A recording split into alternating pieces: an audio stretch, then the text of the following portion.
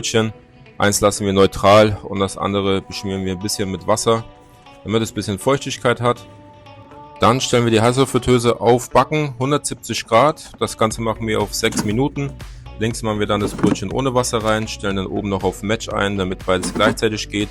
Und auf der rechten Seite haben wir einmal das Brötchen mit Wasser. So, jetzt sind die Brötchen fertig. Jetzt gucken wir uns das Ganze mal an. Als erstes nehmen wir jetzt mal das Brötchen ohne Wasser raus.